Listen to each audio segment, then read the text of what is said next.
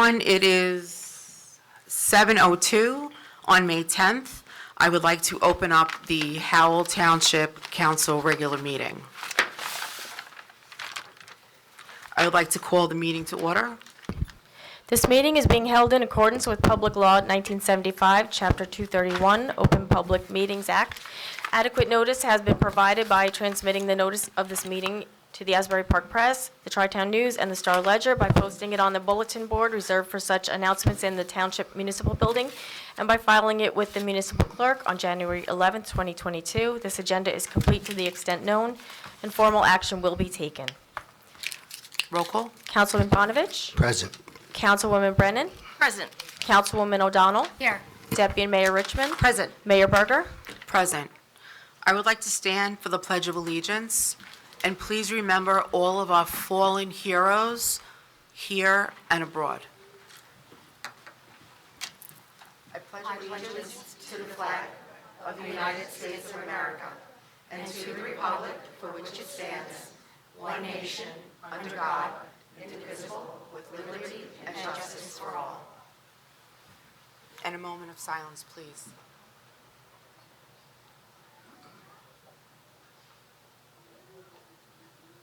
Thank you.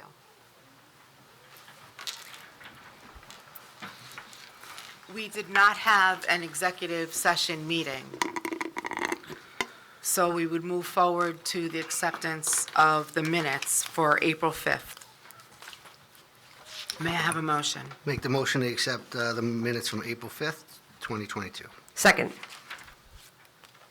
Roll call, Councilman Bonovich? Yes. Councilwoman Brennan? Yes. Councilwoman O'Donnell? Yes. Deputy Mayor Richmond? Yes. Mayor Berger? Yes. May I have a motion to approve the minutes from April 26th? Motion to approve the minutes from April 26th? Second. A roll call, Councilman Bonovich? Yes. Councilwoman Brennan? Yes. Councilwoman O'Donnell? Yes. Deputy Mayor Richmond? Yes. Mayor Berger? I abstain. So this evening, we have some recognitions, proclamations. It's all over the board. So I'm going to go down the list on how it's listed. So Hunter Mays, a two-time state champion wrestler, who has his... I have that. It's okay? Thank you. If I may, I'm going to come up.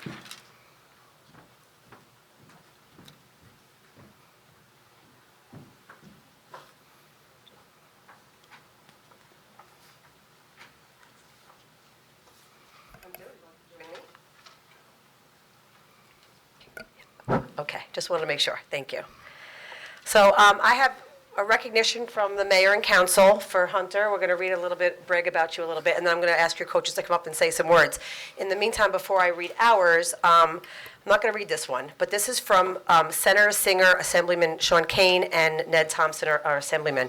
So this is from the Senate and the General Assembly, and this is also a resolution from our joint legislative. So this is pretty cool, okay, so that you can take with you. You're welcome. So this is a certificate of achievement honoring Hunter Mays. Hunter is a two-time wrestling state champion. Career record, 97-5. He's the 2022, his record was 40 wins and 1 loss. He's the NJSIAA state champion, Region 6 champion, District 22 champion, and Paulsboro tournament champion. That's this year. Last year, in 2021, he was 16-0. The NJSIAA state champion, Central Jersey Super Region champion, and one of the top 5 wrestlers in Howell history. So for your hard work, dedication, and outstanding achievements, I personally was there in Atlantic City. It was my very first Atlantic City trip with my son. I saw you. You were amazing. Congratulations. I just had to come out and honor you. So if your coaches would like to come up and say a few words, that would be great. And then we'll take some pictures. Yeah, When we you have all the want coaches speak.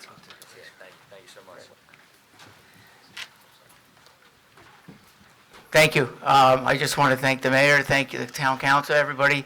What a special honor. Just a little bit about Hunter as a person, as an athlete. My name's Coach Gagliano, and Coach Gildner to the left of Hunter. We got the honor to coach Hunter, and Hunter is a true competitor.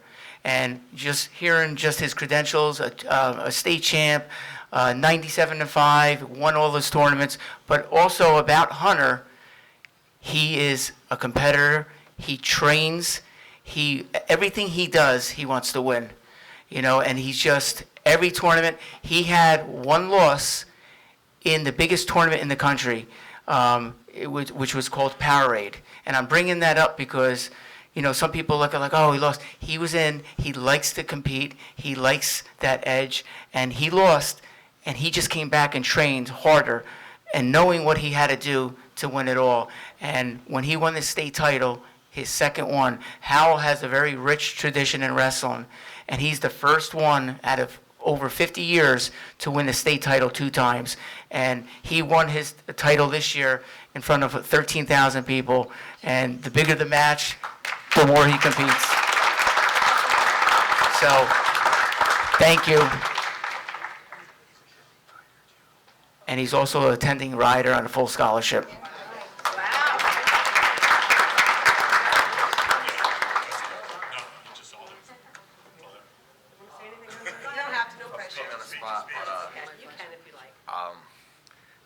Just want to say thank you to just pretty much everybody from Howell. The last 2 years I've been here, they supported me so much and just helped me jump levels. And not only the great coaches, but they're also great people. So I'm forever grateful. So thank you so much.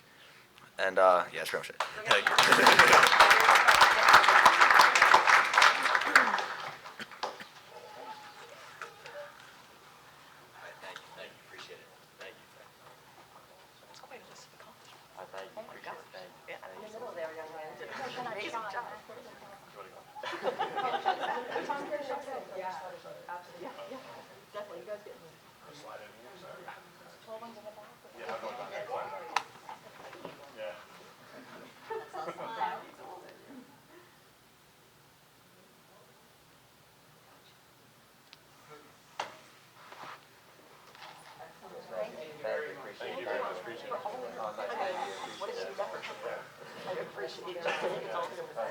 Thank you very much. Appreciate it. Thank you very much. Very nice to meet you. Nice to meet you too. Thank you so much. And you can catch us on YouTube, like probably tomorrow, if you want to see all the friends and doing all that. Yeah, thank you.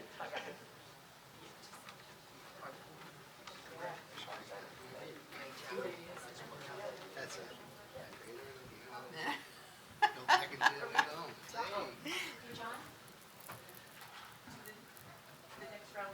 Oh, you have them down there? Tricky.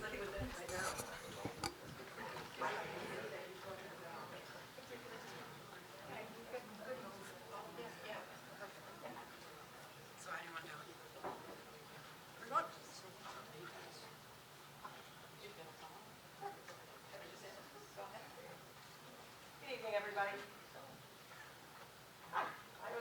Perfect. Thank you. Good evening, everybody. I just wanted to take a moment and say thank you to everybody who has come out here tonight. I actually had this idea for Autism Awareness Month, which was April. So I apologize, we're a little bit late in my invitation to the schools for coming out and giving this wonderful presentation. But when I did get in contact with the schools, I was so pleased to hear the response from Ms. Dodie Fernandez, and as she was telling me about what the students have been doing, it just made it everything just so clear to me. And I'm just so proud of the students that we have here in Howell and the programs that we have to support their education and their growth as human beings. There is so much compassion in our schools, and this is just the perfect way to highlight it. Because not only was April Autism Awareness Month, but it was also Volunteer Recognition Month. So what better way to combine those two than to recognize some of the finest students that we have here in Howell, who are giving back on a regular basis while they're learning and growing in so many wonderful ways. So I just want to applaud the staff and the teachers and the aides and the parents and most of all the students for all that you do every day. So we have some recognition certificates. If you guys would like to come up, we can call your name, and then at the end we'll take a group picture if that's okay. Would you like to call their names? Sure. Isa Suarez. Kylie Reed. Alyssa Florio. Natalie D. Gregorio.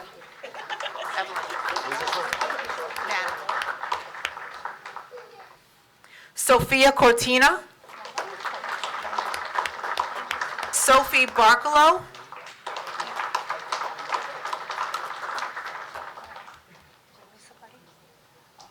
Christopher Riccio.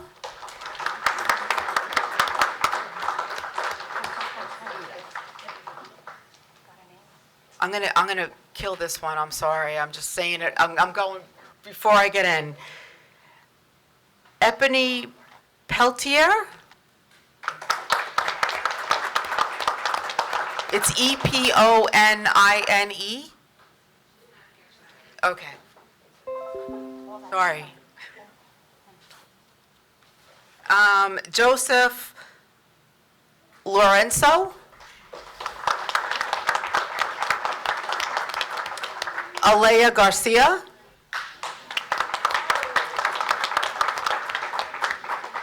Alan Covington.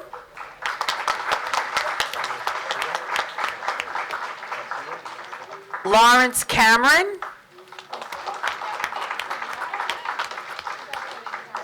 Dylan Arena.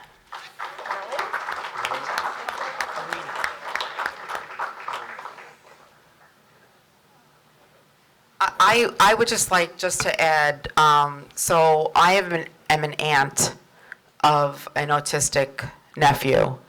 My nephew cannot speak. He is 14 years old.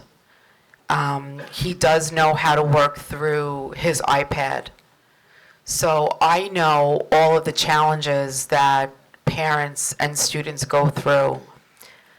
And I applaud each and every one of you, and the parents especially, for moving forward and truly keeping this a quest, because it is so important for our students and our children. So thank you so much.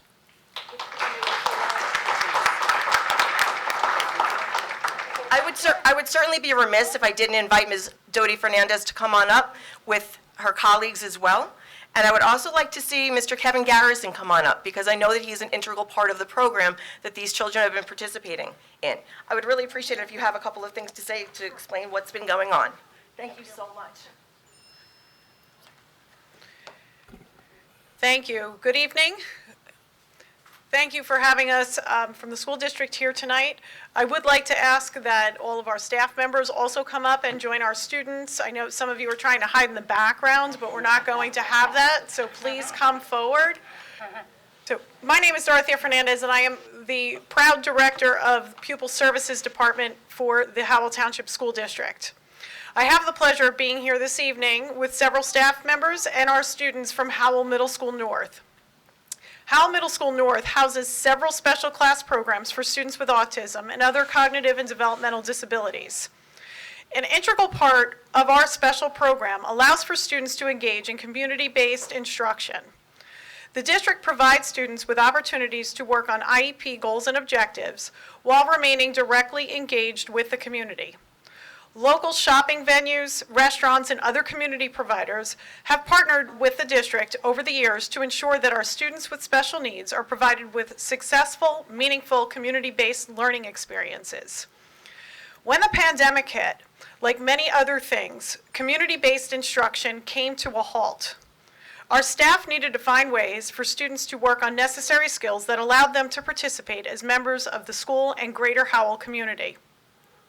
This is when Hornets Help the Hungry, who we affectionately call ourselves now, evolved. Mrs. Stankiewicz, one of our child study team secretaries, presented us with a challenge to partner with the Blessing Bag Brigade. This gave us an opportunity to continue community-based instruction while providing a needed community service. This truly became one of the silver linings of the pandemic.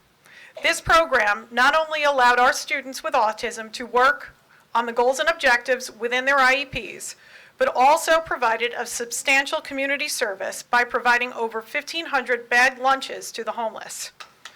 Sorry, that's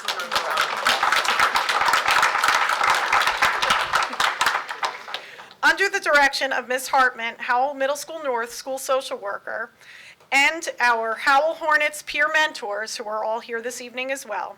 Students and staff at Howell Middle School North came together to reinvent our community-based instruction program by way of community outreach. Please join me in another round of applause in proudly recognizing this incredible group of students and staff who sees an opportunity for not only our own students, but the greater Howell community. Thank you. They truly deserve all the recognition they received tonight.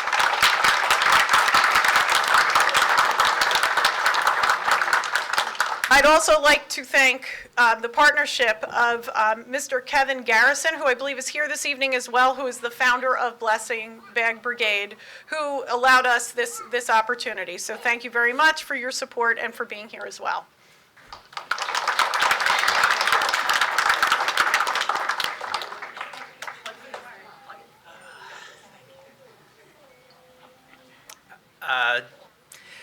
Wasn't prepared for this, but you know, this is such an important part of our program.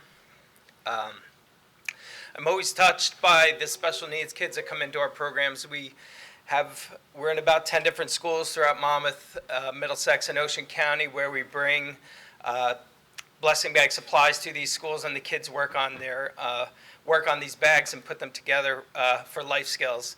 We also have schools that come into our soup kitchens and work with the staff that's there and put lunches together, like these young folks did. So not only do they do it at their school, but some people come to us and work in our kitchens. So it's such a huge part of what we do at Blessing Bag, and that's helping, you know, the community, showing compassion and humanitarianism to those in need. And, you know, it doesn't take a lot to do that. So these young folks are doing an amazing job, and I commend you all for that, and the staff for bringing that to them. So thank you guys so much.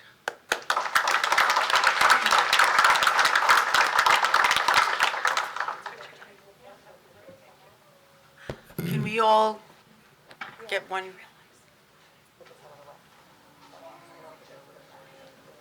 I have to say, what you do is absolutely commendable. I mean, it is remarkable.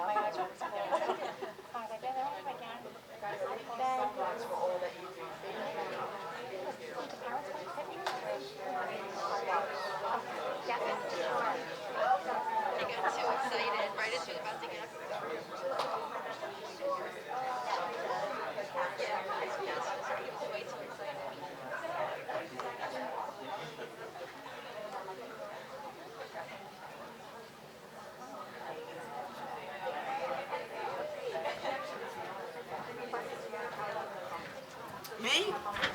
Oh, Suzanne? Ms. Brennan, they told me to call you. Don't blame me.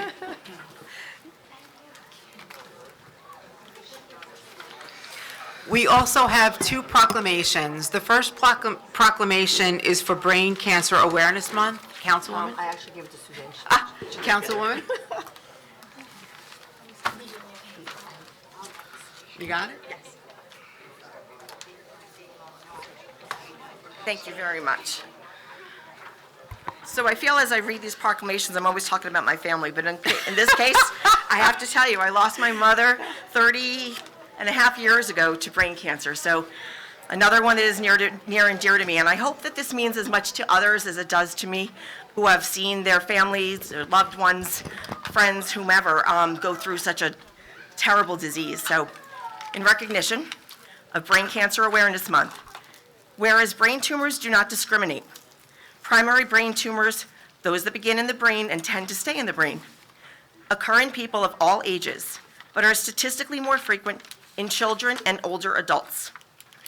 And whereas brain tumors are the leading cause of cancer-related deaths in children and adolescents under age 20. Second leading cause of cancer-related deaths in males age 20 to 39. Fifth leading cause of cancer-related deaths in females ages 20 to 39. And whereas approximately 89,000 people will be diagnosed with a primary brain tumor in 2022. And whereas the diagnosis of a brain tumor is the start of a life-altering journey that no one expects to take, this can involve surgery, extensive treatment, and side effects, as well as feelings of fear and uncertainty. And whereas doctors and scientists are working hard and making strides in their mission of advancing the understanding and treatment of brain tumors with the goals of improving, extending, and ultimately saving the lives of those impacted by a brain tumor diagnosis. Now, therefore, be it resolved that the governing body of the Township of Howell does hereby proclaim the month of May 2022 as Brain Cancer Awareness Month in the Township of Howell to encourage increased awareness and support education and research. You okay? Thank you. Thank you. We also have a proclamation for Mental Health Awareness Month. Please, Krista Riddle.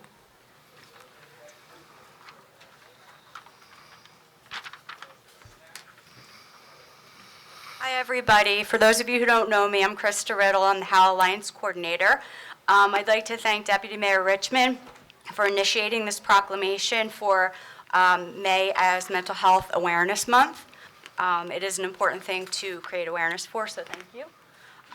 Okay, so proclamation. Whereas, according to the National Alliance on Mental Illness, 1 in 5 adults experiences mental illness, and 1 in 6 youth ages 6 to 17 experiences a mental health disorder each year in the U.S. And whereas 50% of all lifetime mental illness begins by the age of 14, and 75% begins by age 24. And whereas suicide is the second leading cause of death of youth ages 15 to 24, and the 10th leading cause of death for all Americans. And whereas over 48 million people annually in the U.S. experience an anxiety disorder. And whereas even though most people can successfully be treated for mental health conditions, less than half of the adults in the U.S. who need services and treatment get the help they need.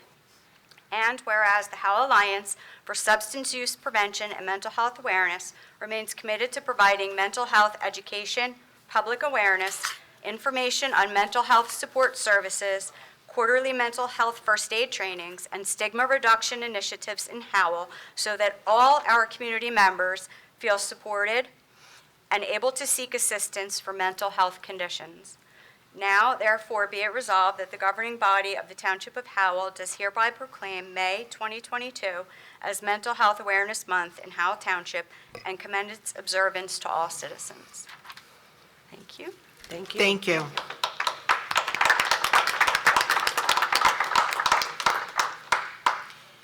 So at this time, we have some discussion. So there are a couple of things that I wanted to bring up. On May 22nd, from 9 to 2, there's a clothing drive at the fire department substation.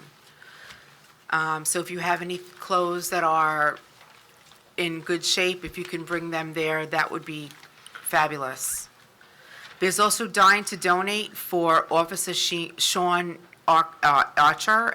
His number is 6889. He unfortunately suffered a pulmonary embolism during work. And so if you can donate to that cause, that would be really wonderful for him and his family. I would like to congratulate Danny Furlong. He pitched the first perfect game ever in Howell. And so I would like to ask for a resolution for the next meeting for him. And I would like Danny to join us. That was an amazing feat. It was like the first one in all of Howell's history, so that's pretty fabulous. Howell First Aid is having a golf outing, and it is this Friday. It is sold out, but you can still donate. You can donate gifts or you can donate prizes. So if you're interested, please do that. And we have a student that has been nominated for the Basie Award for Young Frankenstein. Her name is Lindsay Waldman, and the winners will be announced in May at the Basie in Red Bank. But I mean, I think that's pretty awesome that a student of ours in theater is being honored in that light. So that's pretty awesome. I wanted to say something. This is my personal thought process, and so I just need to put it out on record. I have a story that I want to share about a young woman who was leaving school, walking home, and got brutally attacked. The state government, who wants RVW or Roe v. Wade to be overturned, does not allow for abortion in this situation. They also do not allow abortion for incest cases. These babies were not conceived of love, but of pain and hate, and the woman must remember the tragedy every day that baby grows inside. This woman will be re-traumatized by carrying the baby and giving birth to it. So at this point, I would like you all, if you could, to please close your eyes for 1 second. Picture your wife, your daughter, your mother, your niece. Would you be amenable to overturning this law? Would you insist that your loved one carry a baby that she does not want or does not deserve to carry? I share my feelings regarding this possible overturn because the truth is, this is an attack on the health care for women, where the government is dictating when and with whom women should have children. No other topic is equivalent. A man is allowed to have a vasectomy. He's allowed to use Viagra for his reproductive needs. And that is all covered by insurance. But women will not be allowed to exercise their rights if RVW is overturned. The government will be deciding on women's reproductive needs, which not only includes safe access to abortion, but also puts restrictions on birth control. If you believe in women's health care, please investigate the groups of Americans who are trying to define what your future and the women in your lives' future will be. Please review that and pay very much attention. If this gets turned over, there is nothing that is protecting your loved ones from rape or incest. Thank you. Councilman Bonovich. I don't have much. I'm going to ask our professional. First, I want to say, Allison, our clerk, Allison Sirianni, thank you for the last meeting. You listened, you saw all the residents here, and you put that text out and that post right away for the no-knock. Oh, You know, that was great. The next day it was right there. And Joe, this might be a question for you. Should I hold it for later? There is no public comment on that, but I would like to just discuss something. Should I wait before the roll call, or should it's? Well, what is it that you want to discuss? Just, we're passing this, and I'm wondering if we need to do another ordinance to complement it as well. We can talk offline about that. Okay, all right. I'm good then, Mayor. Thank you. Deputy Mayor? Thank you. I do have a couple of things. We have the farmer's market finally coming back. All the signs are out there. Sunday. Hopefully it's a nice day. It's going to rain. Going to rain. Oh, I know, I shouldn't have said that. I apologize to all the Howell Farmers Market volunteers. I apologize in advance. If you have not gone, it's really, really nice, so you should make time for that. This week is Special Education Week. I was going to kind of wait, but we celebrated a bunch of students here. I did work with the special ed kids when I was employed, and I put it on my Facebook page, and I said my first day walking into a special education classroom, I was very, very nervous. I didn't know what to expect. But when I left there, I said there's no other classroom I wanted to be in, and I worked with students who had Asperger's to autism, special behavioral, emotionally disturbed. I've worked with them all, and I say everybody should spend one day with them, because not only was able to teach them something, they've taught me so much. So thank you for recognizing them. I miss them dearly, but it's just not in my cards right now. But so I just wanted to bring attention to that. I want to also thank you, Al Miller, our president of our board. He was here. He's always here supporting us, and we support you guys. So thank you for coming out and being here for that.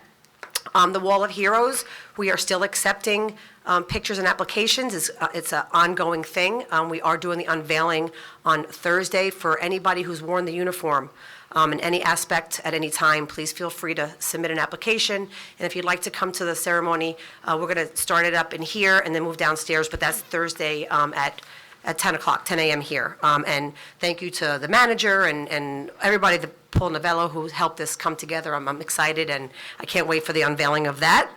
I do have one question for you, Brian.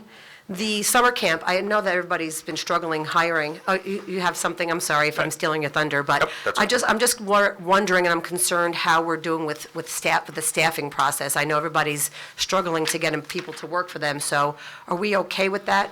So far, I believe we are. I did talk to Stephen earlier today about the summer camp numbers. Our enrollment is significantly higher than this time last year already, but he did not mention any shortage of employees at this point. All right, good. A little concerning. And one more thing. It's Sean Acker, by the way. He's a state trooper, and he did suffer a pulmonary embolism at home. But they're also doing something at Woody's on May 21st. Donations are gladly accepted. Please stop by. Sean has 2 small children. His wife is also a state trooper. They are Howell residents. Again, if you're around on the 21st, stop in Woody's. Support that great cause. Their family really needs your prayers and your support. Thank you very much. That's all I have, Mayor. Thank you. Forgive me for 1 second, I will go to the other council members, but I was remiss. I received 2 postcards from 2 children from the Rainey School who were asking me to ensure that our businesses will comply with the single-use plastic waste reduction law. So I want to say to Mason and Maddie, class of 2033, it says, thank you so much for contacting me, and yes, we are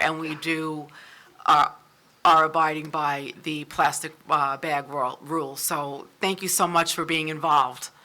Councilwoman Brennan. Thank you. Just real quick, just in recognition of the Mental Health Awareness Month, I just wanted to mention that at Brookdale, they had this wonderful reveal, and I mention Brookdale only because it is our county community college. So I'm always a big fan to make sure that people are aware of the good things that are going on over there.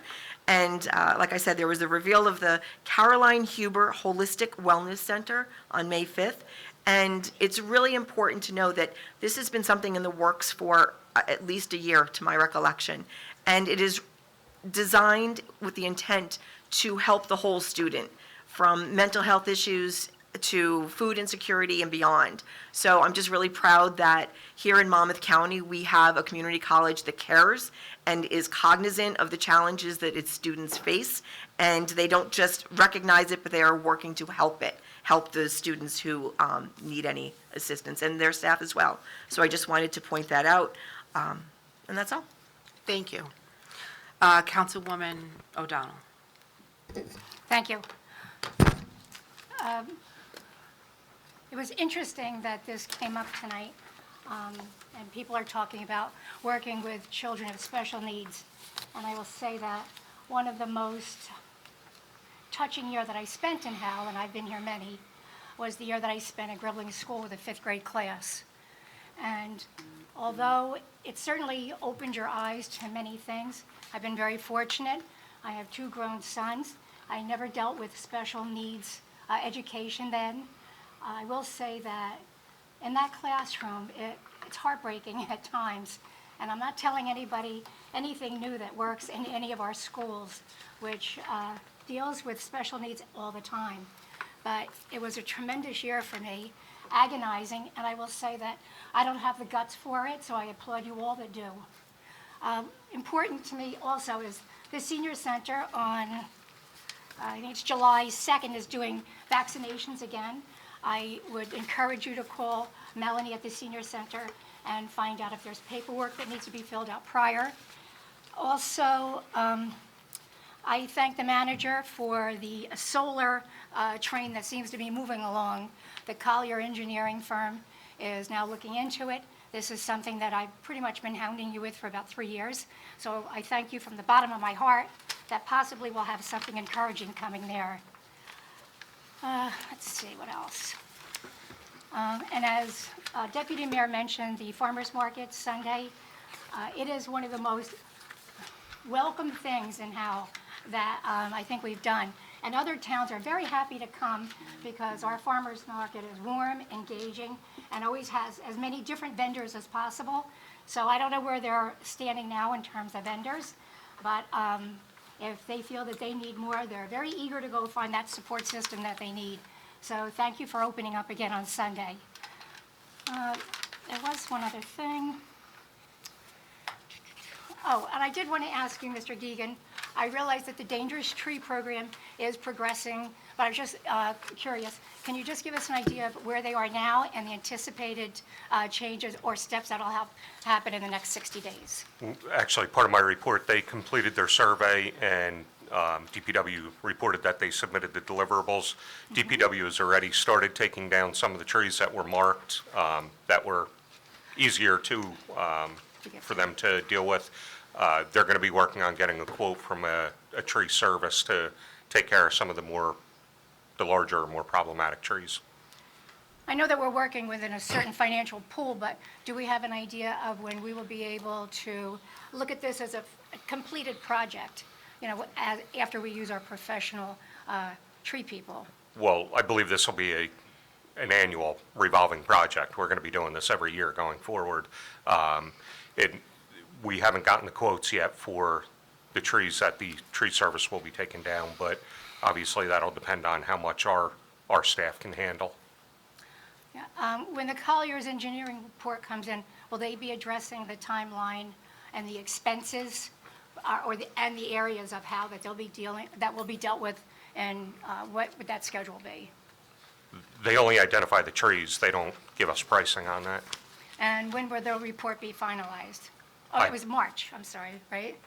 Yeah, that's already been submitted.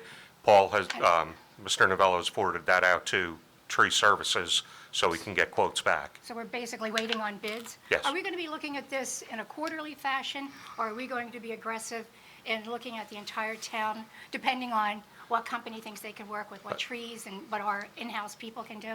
That's a lot of speculation at this point. I have no idea how long it's going to take these services to, fulfill the obligation. If they'll be able to do it in a month or 6 months, but I would imagine probably by the fall, we're going to be looking towards doing another round of the hazardous tree survey. So then we can anticipate every year there's going to be an amount that we're going to be looking at for the dangerous tree trimming and removal. That was the plan, yes. Very good. All right, I think that's it. Thank you. Mr. Geegan. Okay, a few things checked off the list already. DPW, I commented on the hazardous tree survey. They've been working on the direct install energy savings program with some of our other municipal buildings throughout town. They've been working on the Wall of Heroes, in addition to several other employees. There were a few DPW workers that were very instrumental in pulling it together. So the actual laborers that did the work, I'd like to comment and, recognize them for their efforts. They filled since the last meeting, they filled 349 potholes, 4 from complaints, resident complaints. Continuing with bulk collection, they've done 1,224 stops since the start of the program. This year, we had started an online bulk request pickup form. That's still being used and used well, so we'll be able to promote that more going forward. I have a question. It might be, you might not have the answer, but I'm just wondering. We filled so many potholes. How many more do we have to fill? Do you have that number? No, that's Okay. Just wondering. Potholes can appear any day. Yeah, absolutely. I was just wondering. Yeah, Mr. Novello always gives me those numbers for the reports, just as a benchmark. It's 349 potholes since the last meeting. Yeah. So That's a lot. That's why I'm asking. every meeting, it's pretty significant. And then finally, DPW completed the first brush pass halfway through Zone G, as in Gulf currently. Moving on to the summer camp info. Registration is ongoing for Howell Travel Summer Camp, Counselor in Training, Teen Expedition Travel Camp, and Special Needs Team Adventure Program. All the programs are 5 weeks long. They're going to run from June 27th through July 29th. There's after and before care will be available by the PAL. You can register. Registration is open right now. You can do it online at howellrec.org any time of day. You can do it by mail, or you can do it here at Town Hall in person, Monday through Friday from 10 a.m. to 2 p.m. The last day for registration is Friday, May 27th, and that day we will have special late hours extending to 7 p.m. to accommodate late registrations. As of today, Mr. Fetcher is reporting 479 total registrations, which are up significantly from the same time period last year. And I did text him after the deputy mayor's question, and he's anticipating going above the past numbers. So if there's anybody that wishes to apply as a counselor, he will definitely welcome their applications. Thank you. And that's all I have, Mayor. Mr. Clark? Nothing other than, do you want to discuss what? Yeah, I was just looking at that ordinance that you put together for us for the solicitation, and then I was looking at the E-code, and it says that the no-knock is only updated January 15th and July 15th, and I just feel like if someone signed up July 28th, it's not active. It should be like a living document. in a Yeah, way. so, and that's right. So it establishes a minimum of 2 times a year. We can update it more frequently, and I just talked to our clerk, and we'll begin updating it weekly, and we'll just change the ordinance quickly to reflect that. Perfect, thank you. Mr. Palazzo? I have nothing at this point in the meeting right now. Thank you. Okay, at this point, I would like to open for the hearing of citizens on public comment.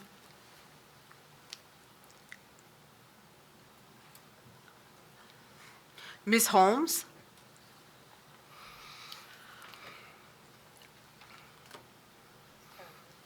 Yeah, it's on. Lou Holmes, I live on Sammy Drive.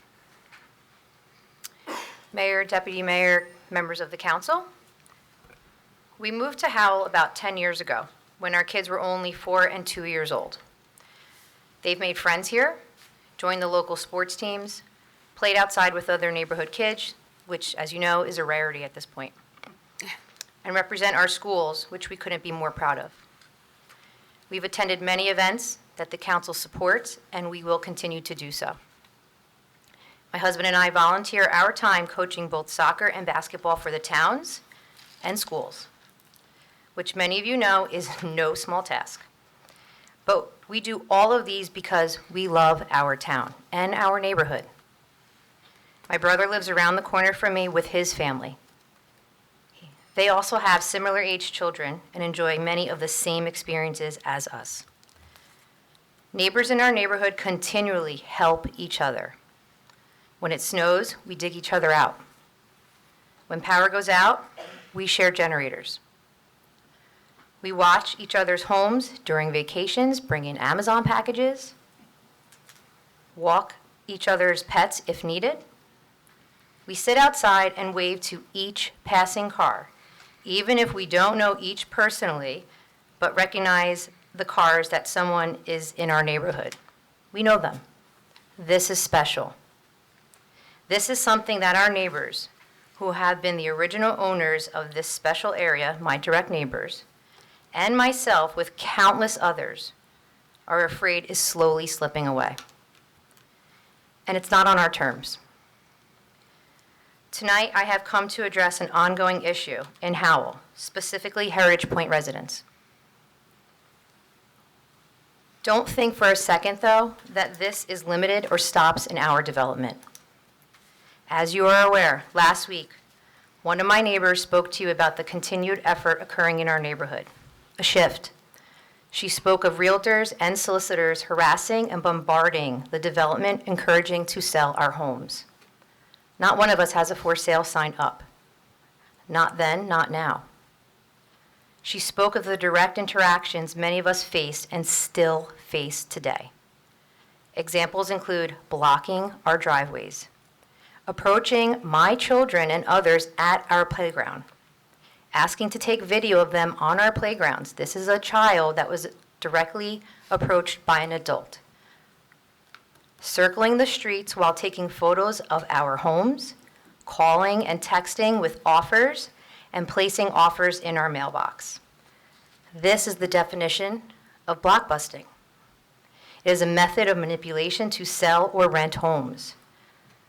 Here's an example of a note we received, my personal mailbox, after our no-knock sticker was posted on our front door. So here's the note if anybody wants to see it. Hi, met you outside. Just following up with my contact info regarding potential home sale. We love the area and would make a nice offer for your colonial, like yours, without an agent. Be in touch, call or text. I'm not going to disclose the name or the phone number, but that should be for the cops, right? Offer over $600,000 depending on details and square footage. This note was placed in our mailbox after this gentleman had a discussion with my husband at our driveway because he sat in front of our house and my neighbor's house for a while just staring at our house. My husband said, "We are not interested, we are not selling." Gentleman walked away. Next day, same gentleman put this note in our mailbox. It wasn't welcomed. And before we are told by you or others, on Facebook as well, to alert the authorities, please understand that we have license plate numbers of these solicitors. Yes, some people have been pulled over by local PD and spoken to, but it continues the next day and the day after that. We were told to place a no-knock sticker on our doors and register with the town. We did, and we have, for months now. It still continues. We call the police, and yet people are canvassing our neighborhood the very next day. As much as we love to believe the no-knock sticker is the answer, it's not. There has to be a better plan in place, new policies created. You are sitting in those seats because we, the taxpayers in Howell, put you there to represent the people of Howell who currently reside and pay taxes here, not outside interests. I do appreciate, Allison, is it, who posted that social media response to the no-knock. I really do appreciate that. I think my neighbors and myself really felt that you heard us, so thank you. Okay. Well, we thank you again, the whole council, but I also noticed that none of the people currently registered on the licensed peddlers and solicitors list that was posted for the public to see have approached my home or my neighbors, tons of ice cream places, which is great, but none of them want to buy my house, which means that others that do and continue to do are violating our town's ordinance and don't care about your policies you have in place. It's a clear act of disrespect to you as a council and the people of Howell. As of this morning, my neighbors are still having issues with phone calls, text messages, and random people asking for the sale of their homes, literally this morning. So I have a few questions if that's okay. 1 minute remaining. Okay. Currently, there are fines associated with solicitation, if not on the licensed peddlers and a solicitor's list. Can that be increased? There's a cap set by state laws to how large our fines can be. Okay. So, and that cap is $2,000 per violation. For each violation? Per violation. Okay. What information is needed in order for fines or other penalties to occur? So if I call local PD and say, this person approached my home, what do I need to help you help us to get these people who are soliciting our neighborhood away? So there's a couple things we're doing. We're passing, or we're introducing a new ordinance tonight specifically directed at canvassing for the purpose of the purchase of real estate. So it's a little bit different than no-knock for, say, a pest service or, ice cream. landscaping or ice, right. So Once that takes effect, we'll have a little bit more tools at our disposal. After the last meeting, I tracked it down. Tom's Rivers has a similar ordinance, and we'll see what we're able to do there. It does allow for police enforcement, and it does mandate, if you're on the no-knock list, for them not to.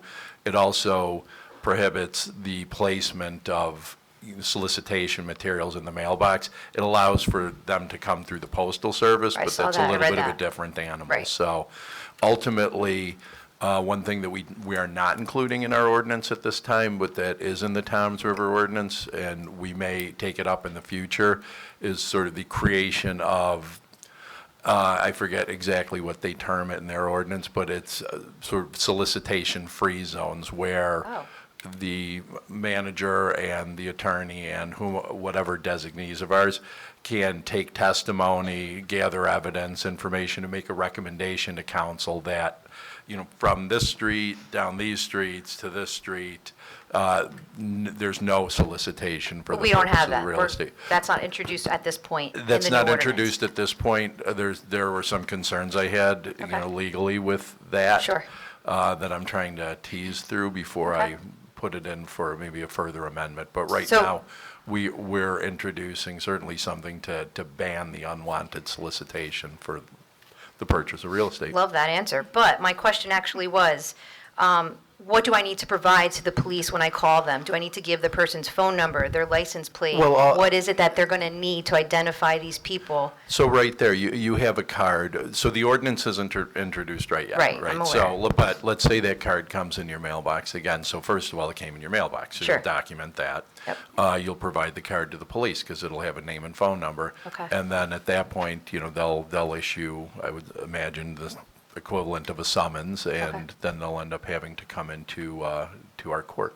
Great. A few more questions, and I appreciate the answer. Mm-hmm. What is the rental policy currently in Howell? Meaning, do owners need to reside in the home for a certain amount of time before renting a home or a unit? And a follow-up question, is there a limit to the number of persons allowed to reside in the home while it is being rented? And what is the fire code in accordance with the number of persons residing in the home itself? Because I know that there has to be some type of fire code issued due to the amount versus, I don't know if it's bedrooms or... Mr. Clark? Yeah, that's a very good question, and I don't know the answer off the top of my head. The fire code is the fire code. Sure. So, and that's something that our fire bureau is responsible for.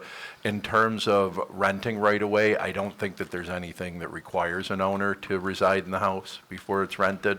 Okay. And I would have to check with Mr. Howard, our Director of Community Development, as to your other question. And feel free, I mean, my email's available on the website, so you can email them to me, and we'll get right back to you. Mayor, if I may. Matt Howard, Matt Howard has addressed this before. Oh, thank It you. is kind of the square footage of the rooms and stuff like that. And- Yeah. Yeah. And, Okay. and he has been very enforceful about that. So Matt Okay. Howard would have those answers. Yeah. And I Right, would- like you said, okay. That was my next thing, was homes. Thank you. problem. Matt, someone else had called me regarding that question, and I directed them to Matt, so he probably has it at his fingertips, so he'd be the best person to ask all those questions Perfect. regarding a CO and all that stuff. That Okay. was the question. And I don't know that that's why I'm here, so I'm glad that No, we're that's getting all good. the answers we need. That's But, good. so currently in place, there is nothing that stipulates an owner has to be residing before they can rent, correct? Not to my knowledge. Not currently on Right. books, okay. Not to the best of my knowledge, I don't think that we would have that. I believe it would have to be an HOA or something like that. Yeah, Right, there's- within their own bylaws. Right. But so- not in an established development that does not have an HOA. No, so you could, if you're a real estate speculator, you could go and purchase a house and rent it out, like a lot of Right. people do. So Sure. I don't think there's a prohibition on that in this. Okay. And the last thing that I have for everyone tonight is the new ordinance 1539. I read it, I looked through it as best I could, being a mom and full-time, having a full-time job. And quickly I noticed that you are possibly putting in times and days that solicitors are allowed to be in our neighborhoods. This is, I am going to assume, only if they are on that list of, okay, so it's not like, hey, Sunday, Right. there are no exceptions. Right, there's Okay. no free-for-all day. It's, you have to. Yeah. Like it is now. Right. Right, that's what we're trying to cut Okay. back on for everyone. And I know this might be a question that may not have an answer, or maybe I do and I don't like the answer, but if somebody calls or texts, because there are some of us in the neighborhood that don't feel comfortable speaking publicly, and they kind of approach those that will and ask, can you ask this question? Absolutely. But the question is, we're getting calls and text messages. My neighbor last night, 10:20 at night, they have little kids. I don't know that there's anything that we can do as citizens that can prevent that besides being on a no-call list, but it still comes through. At that point, I'm going to assume that we are going to get as much information and still call the police. Yes. I don't know what the answer is. I don't know the But answer I'm either. hoping- I mean, how are they getting your cell phone? Well, usually it's public record at that point, yeah. So they have our numbers, it's just the bombardment in that regard. I think that's something we privately have to do, but I'm just hoping that the town can come together and help us solve the issue of the in-person contact and, You could also block those, right? we have, they call it Yeah. a different number, Yeah, I know that. so. I mean, that's something definitely to bring to the police officer's attention, though, We as well. have. Yeah, it's I mean, a tough how do we situation create a because you harassment can, their ingenuity, in getting around the rules, it's very, very difficult to keep up. It is, and I just, like I said, I probably don't want to know the answer because the answer is nothing, that you can't do anything. But I just want to bring it to your attention that this is the everyday life that we are living in Heritage Point. And now it's starting to move into other developments. It's frustrating when your child comes to you and says, Mom, someone asked us to take a video of them on our playground. My kids know better and know that we always teach them an adult should never ask a child for help or for a picture. Right. So I'm glad they did that. But my kids are afraid to play outside at this point. They don't want people staring at them riding their bikes and asking, hey, which one's your house? Do you have a basement?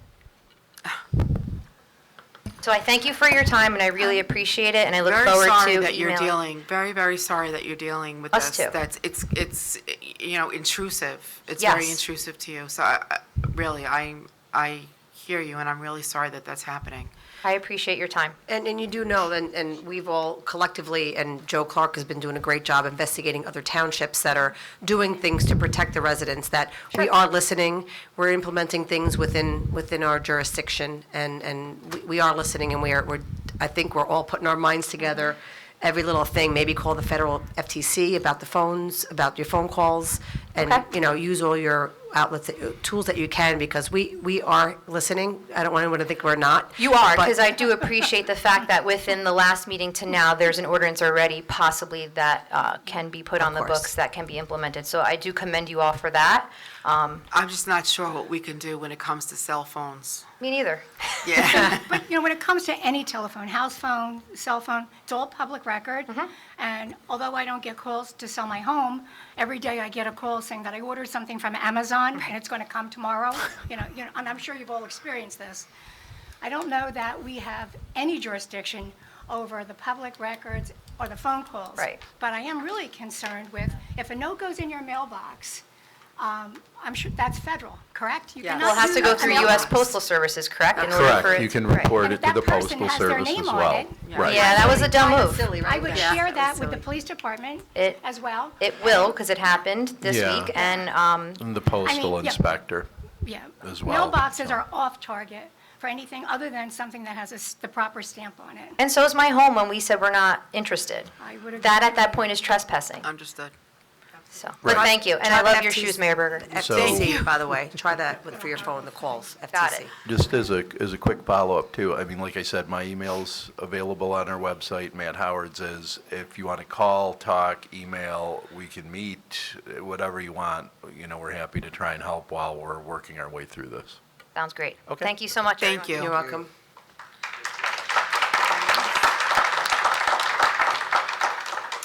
Barbara Dixell?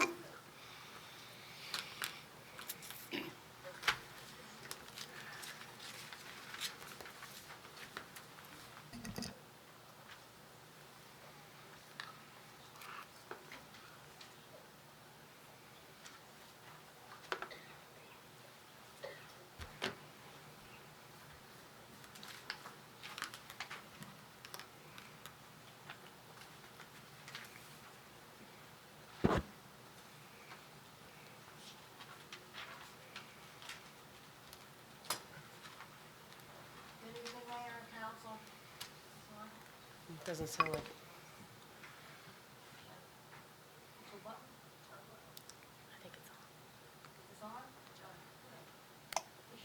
Hello? Yes. Okay, did it. Okay, thank you, Mayor and Council. Good evening, Barbara Dixell, The Villages. To everybody, happy Mother's Day. Happy Mother's Day. Thank you. I've been asked to address this, so I'm going to. As the county committee woman from The Villages, they asked me for all kinds of things, so I'm going to address this. I'm going to address your animal ordinance, chapter 57. Years ago, under vicious dogs, you used to post it. It's not there anymore, under vicious dogs and dangerous dog breeds. So I printed out today the whole list of dangerous dog breeds, and some of them are really dangerous dogs, and I'm going to turn it over to the sidebar, and I would sincerely appreciate the council looking at these breeds that are really very, very dangerous and sometimes deadly, to update your dog ordinance and post these breeds and suggest that maybe people in Howell shouldn't own these things, especially if you live in a development. And I also would Do you have a specific situation that has occurred? I'll tell you, years ago, a few years ago in The Villages, a resident across the street from me had a really obnoxious pit bull.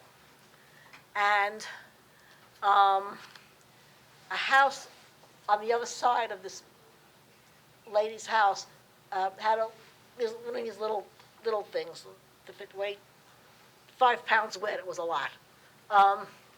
And one day this pit bull got out, killed the dog and ate it. And that was a whole to-do and lawsuit and God knows what else. So I'm asking you. Well, but you started that by saying a few years ago. Yeah. So do you have a situation that has No, occurred recently I was asked for by us to investigate? I was asked by a resident to talk about dog sizes for senior developments and people in large senior communities, to maybe limit, maybe try to suggest like dog sizes, 25 pounds maximum. But typically within senior communities and other places that would have HOA, they actually dictate the size of a dog under their own guidelines. So I'm sure the villages must have something in place that speaks to pets. And if not, you may want to begin, within the villages. They do. I think it's 30 pounds. But I was just hoping that maybe your ordinance can kind of, it's very vague. It doesn't say anything. It just says large dogs. It just says nothing about any specific breed or dangerous animal. Are you speaking to the general communities? I mean, Yeah, if I owned a German Shepherd where I live, it's not within a development. I think it's a different circumstance. No, it's a different circumstance, but like developments and multifamily developments. Yeah, but I do believe that they have their own rules. Some of them they don't. All right, well, I would just ask to bring this up. So I'm bringing it up. Thank you. I appreciate it. But just like I say, if you can, mainly senior developments, and this interesting, the whole thing on dangerous animals and breeds, and maybe you want to include that in your ordinance about dangerous breeds. Mayor, can she give that to Mr. Clark, for Mr. Clark to do some? Absolutely. Thank you, Mr. Clark. I know insurance companies have their own rules for animals. Thank you, everybody. Thank you. Thank you. Barbara. So I have a threesome here, James Harper, Kenneth Harper, and Jackie Harper, all for water hookup, and it was written by the same person. So do all three of you want to come up, or one of you want to come up?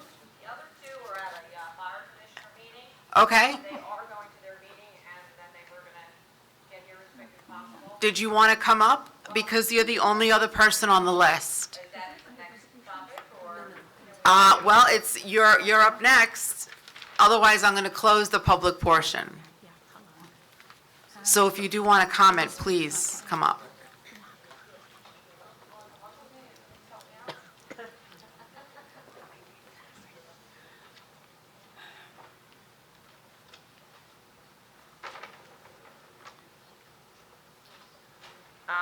I guess I'm going to speak on behalf of the others in our neighborhood.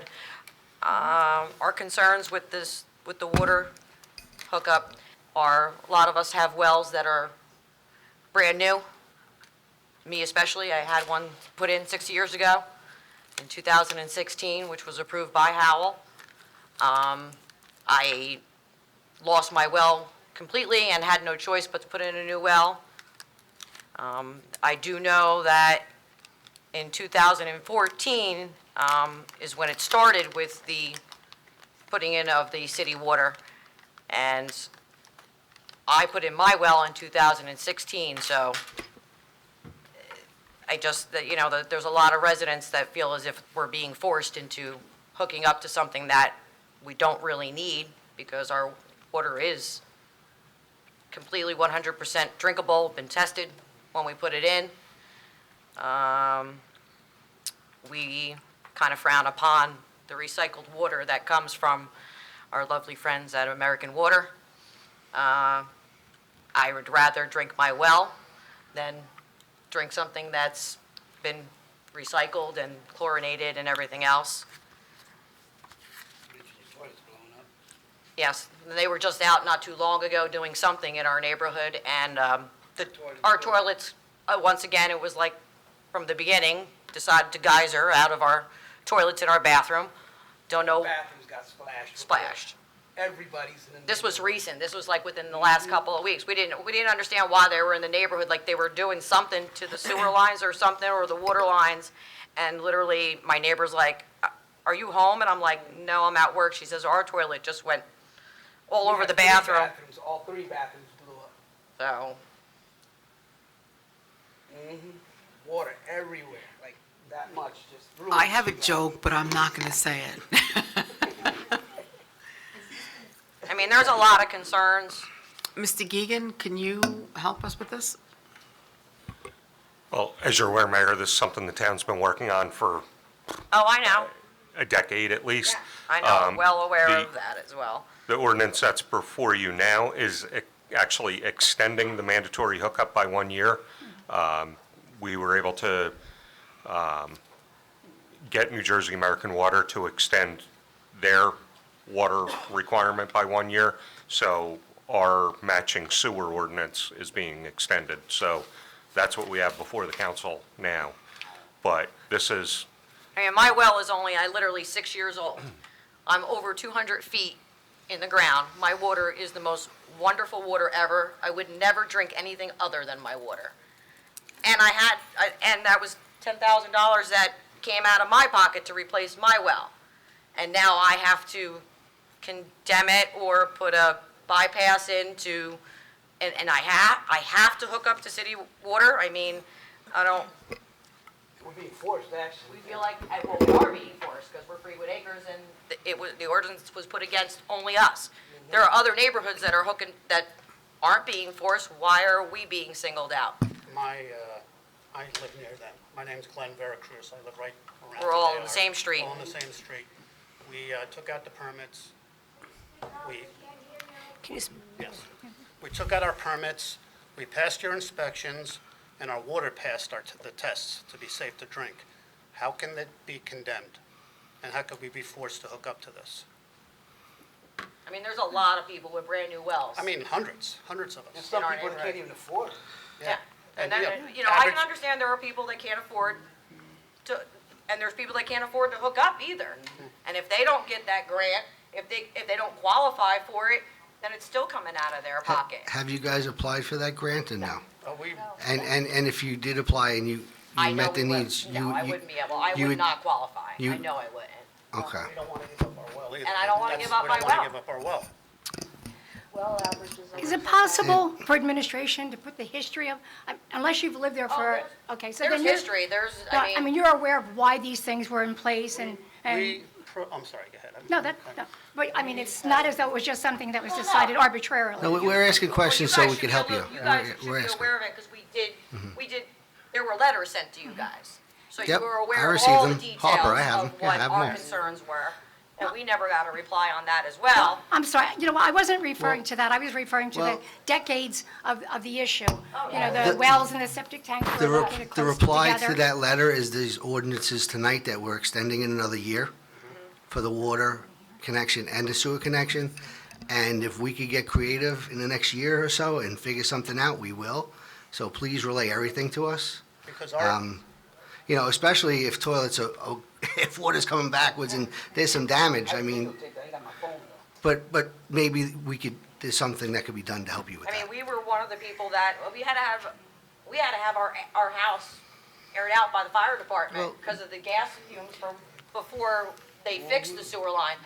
The sewer line needed to be Well, fixed. all these things should be documented and brought to us as They are well. documented. Okay. You have them. That certified letter just basically addressed the connection. Our Yes, original yes. issue was the sewer. Was the sewer. We didn't ask for water lines to be put in, and we're not against the water lines. If people need water, I mean, God bless them, let them hook up.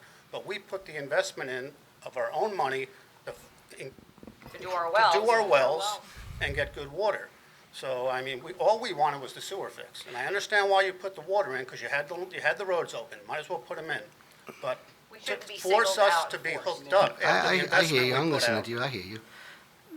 We all hear you. Councilman, let me know when you're done. I have Good, something else to good. say. Thank you. Well, first of all, you said you have a video. If you can send that information to our, okay, well, you can upload it and send it to our manager and our attorney. You can find their information on, well, they have cards. I do have a question. For the people who don't hook up, what is the penalty? And Has it in the thing. I know, We're going to be charged. I just want to, monthly you're going to be or charged. quarterly. I just, Yeah. okay, I'm just asking Minimum for quarterly. clarification on the record. So if these residents have, 6-year-old wells, whatever, and then they, I don't want to say refuse, they don't want to, they choose not to hook up, what is the penalty? The town will be obligated to pay New Jersey American Water a certain dollar amount per house that's not connected, because obviously they put out a lot of, They're a fronting us huge the money, capital yeah. expenditure to install water throughout Freewood Acres area. So our commitment was we would pass an ordinance requiring the hookup. That makes it kind of worth their while. As you're aware, there was a long history in the area of contaminated wells, septic systems with issues, and I know this predates all of us. So, we're finally getting to the finish line. It's, So can I, how many homes are in Freewood Acres and how many have, I don't know. I don't know that I off was the top just, of my yeah. head, ma'am. I get it. I didn't know if you knew it. I was No. just saying, I was just looking for the percentage that have hooked or have not hooked. That was, I know there's a large percentage that have hooked up already. is it higher than that not hooked? I believe it's past the halfway mark. Okay, that was really my question. Thank you. So to piggyback off of Councilman Bonovich, Oh, I know, I think the, it's 80% across the board, not just Freewood Acres, but I thought I did read something where still is 80% of the people, Have not hooked up. not Freewood, including Freewood Acres and everybody else that the water line is. Collectively. Is being Collectively. connected to. There's also two sides. And they're saying that there's 80% of the people still have not hooked up to the water as of today. so to piggyback off of Councilman Bonovich's comment about the extension of the ordinance allows us to take all this information, your letters, our conversations with the professionals, and come up with a reasonable solution. Because like the manager said, this predates us. So, And maybe it has something to do with the water quality or something like that, some issue like that, some proof. right. Our wells were horrible. That's why we went down the 200 feet to I get into came good in here. Oh, I know. I came in for my permits. I mean, my well completely just stopped working. And I had to clean orange tubs, orange sinks, orange toilets, and then wait for the well people to come and redig my well, which, out of pocket was close to $10,000 to have my well done. And my water got sent out and I followed all the procedures to have it tested. It came back 100% drinking water. So how can my water, I should be able to keep my water.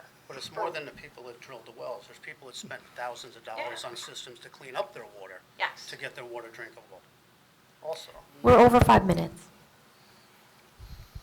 All right, well, like I said, this ordinance tonight, we're buying some time, but if you guys give us all the information and we can figure something out, we're willing to help. Happy to give you, like I said, we wrote a letter. Yeah, I know. We didn't Got him like- twice. We just want, and twice, but We- you know what I mean, there was no, There was no we just want to be response. included, That's there's why no we're here. response, and that's why we're here. This is our response. We did pass it along to Mr. Clark and our township manager, and this was the result of that letter. So, just so you know. So you have been heard. I just wanted to ask one quick question. You said 6 years. I'm unfamiliar with wells, so what is the typical life of a well?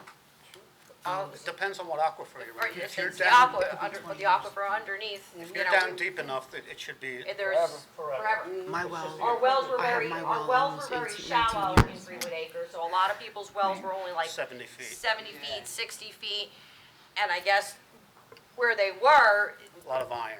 so they Everything was did, turning yellow. everything stopped working, and then when they came out, I mean, we have shale in the ground that you're not an experienced well driller, you're not gonna get through that shale because they have to really, it goes, I mean, 200 feet is how far our well, and the water would, I can't You don't tell need you a how water wonderful my softener. water. I don't even use my water softener. I will tell you, my husband's in the audience, and he'll correct me, so I'm not going to say, we're about between 2 and 250 feet as well, and it is the purest, most delicious water. We drink it. I will agree with you. We drink it, we cook with it, it's great water. I get it.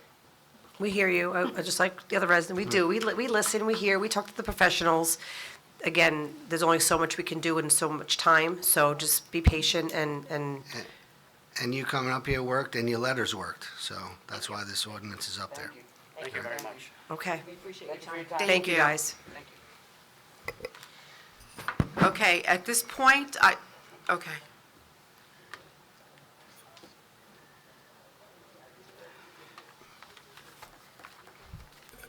Good evening, Mayor and Council. Some nice proclamations Address, tonight. Oh, please. Mark Parisi, 2 Castle Court, sorry, I apologize. Some nice proclamations tonight.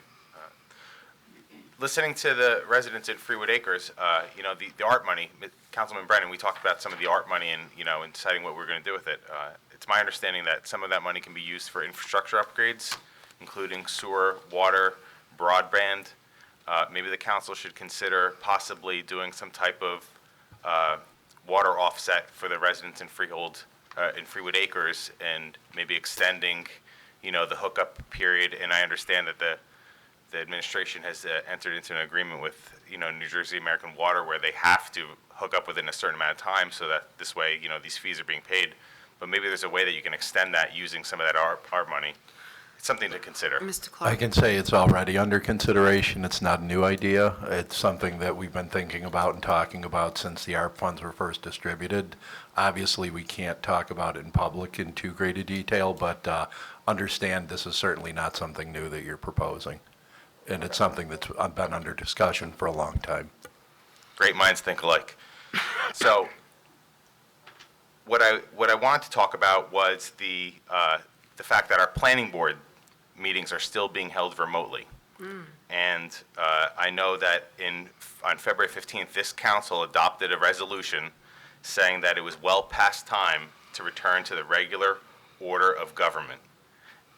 Several weeks later, on March 7th, Governor Murphy lifted the public health emergency.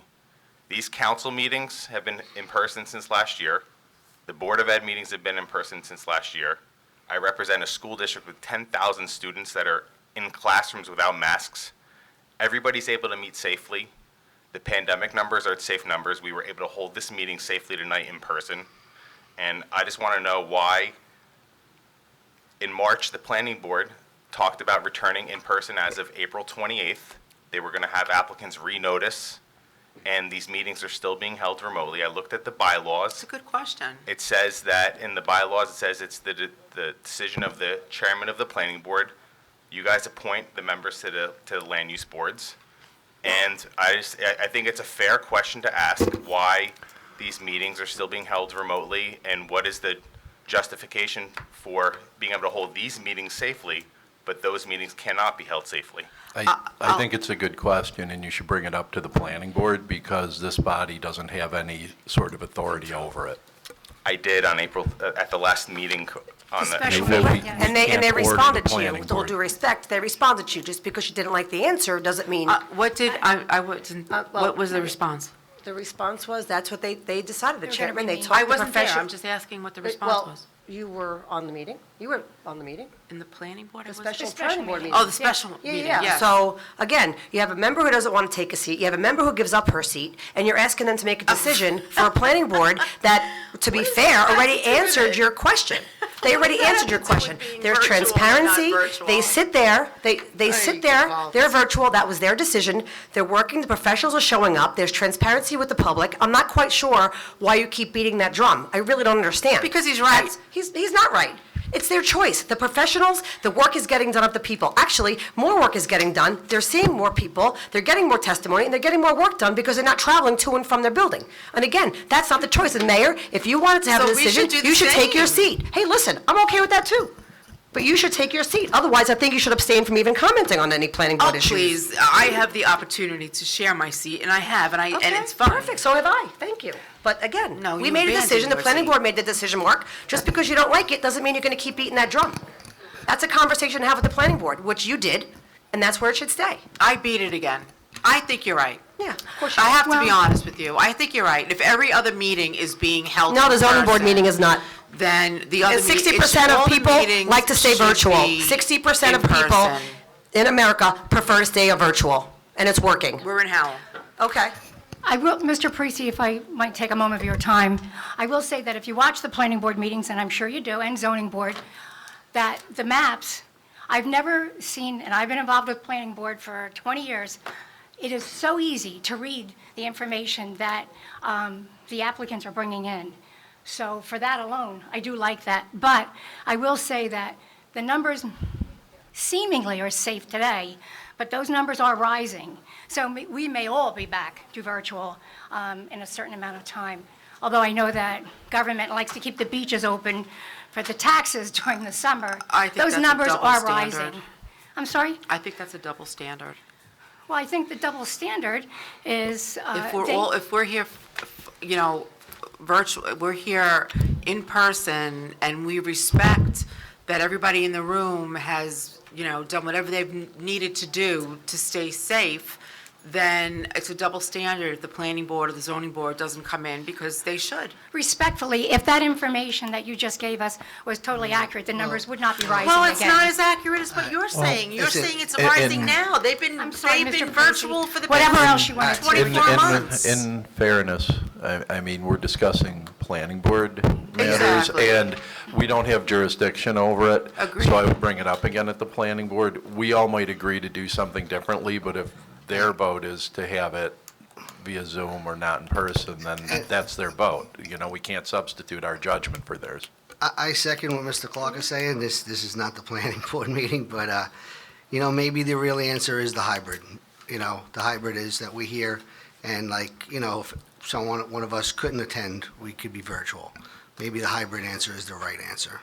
I'm not sure of that. I agree with that, I'm but not then gonna it should answer be for the offered to plan- all I'm not going to talk about the committees. planning board or zoning board, but I'm saying as far as for us, maybe that would be helpful sometimes, but that's all So I got. oddly, I spoke to Mr. Howard about that today, and, you know, it's not, there are some capability issues here that we need to talk to IT about, or he needs to talk to IT about, because it's not as easy as just turning on the camera and voila, you know, you have a hybrid meeting.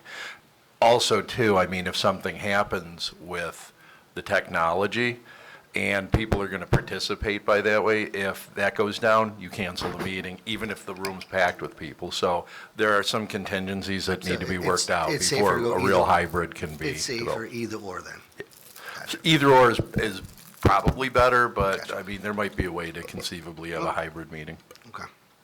Well, if you're in person, you're not going to hear, can you hear me? Can you hear me? You know, so I mean, it's like, if you want to participate and you're in person, show up or shut up, you know what I mean? Like, you know, it's pretty simple that way too, you know?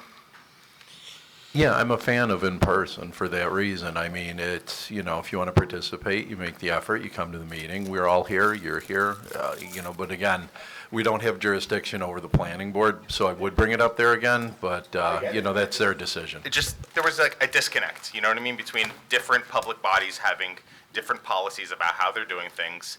You said, you hear what I'm saying, but, you know, I understand you can't direct the planning board to do something unless there's laws that allow, you know, them to usurp their bylaws. I don't know, you know what I mean? But, you know, I appreciate it. And you know, to Councilman Richmond, I understand. Deputy Mayor, actually. Deputy Mayor, excuse me. Thank you.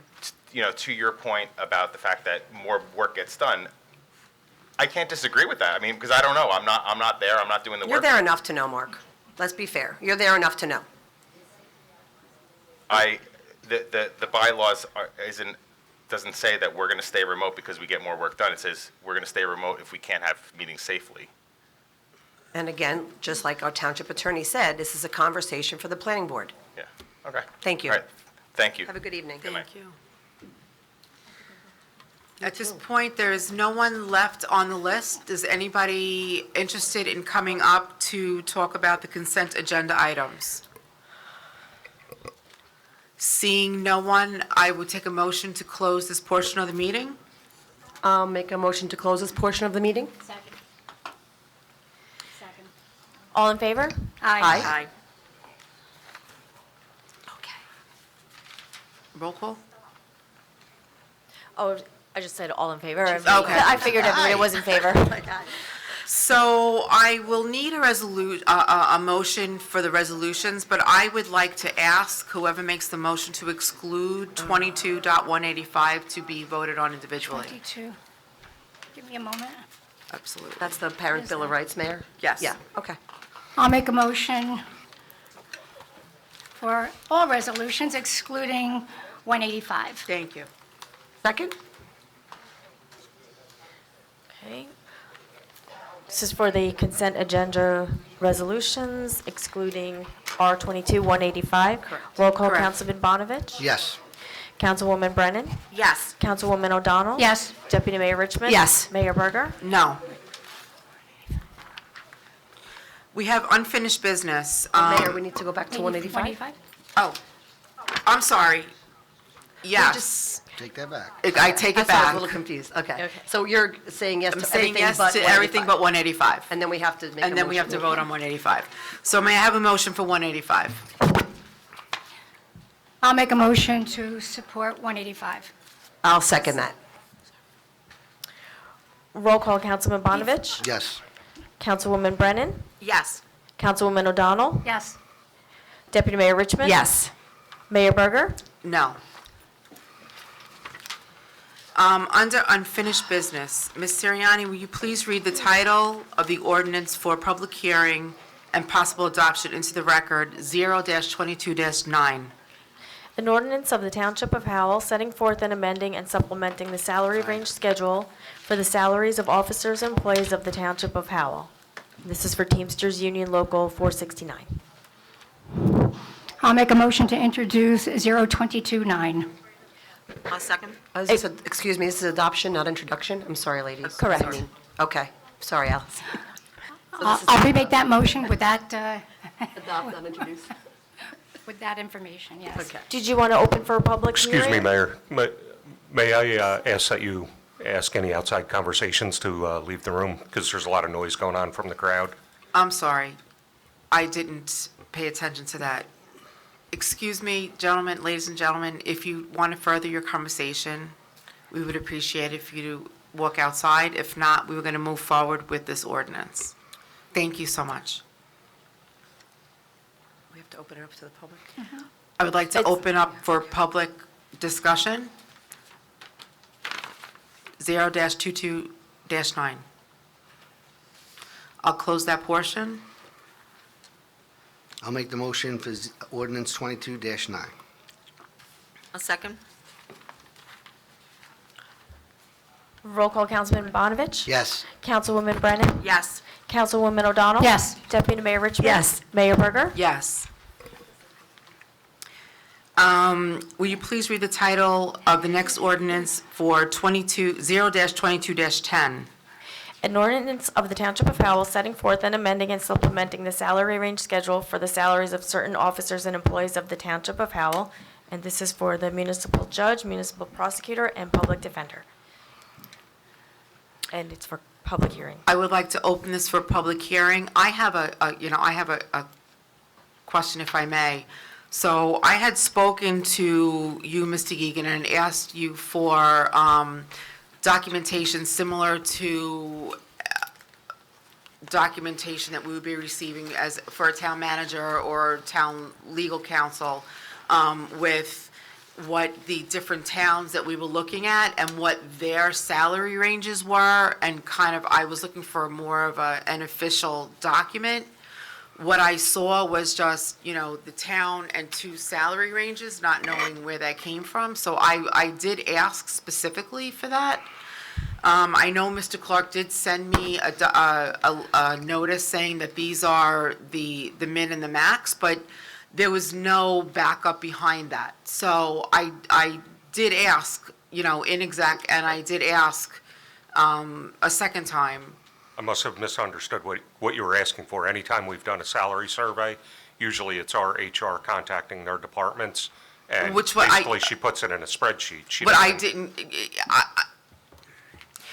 what I was asking for was comparative from here to the other towns that we were comparing to. For example, Freehold or Middletown, what the salary was, what the bends were, so that we can be competitive with what we were doing with these 3 positions. I did not see that. I'm not understanding what you're asking for. Are you looking for those towns' actual resolutions or their salary ordinances? Yes, I was looking for that. Okay, that was not conveyed. I apologize. We'll I track did, those down. But to me, the min we've and never the had to max provide is- those before. But, We just- Go ahead. but the amount of increase was substantial, which is why I asked for that. Okay, we'll get you the actual salary Well, I ordinances. mean, Usually, we just extrapolate the information and put it in a spreadsheet so it's simplified for the governing body, so you're not reading through an entire salary ordinance. well, I mean, But you we'll could get put that it in for an you. Excel spreadsheet, what is it, Middletown, and I'm making this up, Middletown, $100, they pay 75, whatever their benefits were, compared to what we pay and what benefits we offer to our judge, to see where we fall short or where we don't. I thought that was reasonable, Also, if to I, compare the information. if I may, without divulging executive session, but I thought that the information that we received that evening did delineate neighboring towns. It did, and I respectfully requested specific numbers, not ranges, specific numbers. Well, that would- then that I was would've- very clear. Then that request would have been asking for the salary guides of any I of those wanted to know towns. the salary of those towns, yes. I asked that. Well, that would be a salary guide from here to here, so. It is, no, it's not from here to here. That's what a It's- salary guide is. A salary guide is the min versus the max. That is correct. I'm asking for the actual salary. That's what I was asking for. The actual salary of those judges in those towns that were brought up to compare. That is just doing my fiduciary responsibility to ensure that we are equal to the other towns. That's all I asked for. I believe it wasn't just the salary amounts. I believe it was also the amount of cases and types of cases. Exactly. DWI And that was versus discussed, correct? parking. Yeah, I think it was discussed, but I think we were supposed to get those actual numbers back. Maybe that's what the mayor's addressing. Yes, it is. That was provided. If I may, That was emailed Mr. out to Clark, everybody. just for edification, we have public comments right now for these public hearings. We are supposed to wait to have our conversation. Correct, this is supposed to be before the roll call, yeah. Okay, because we on have the a lot money. more ordinance to do, so I just want to make sure we're clear on the procedure of a conversation, and then if the mayor's not happy, she can just vote no, correct? Correct. Okay. We have a lot of business to go. We did open, correct? Yes, Public it's comment? open. It's open to Yeah, the yeah, public, mayor opened it yes. to the public. So just to be, Does anybody want to come up to discuss 0-22-10? I will close that portion of the meeting. Can I have a vote? We're in 10, right? This is 10. Mayor? Yes, I will make a motion for 02210 in support. I'll second. Roll call, Councilman Bonovich? Yes. Councilwoman Brennan? Yes. Councilwoman O'Donnell? Yes. Deputy Mayor Richmond? Yes. Mayor Berger? No.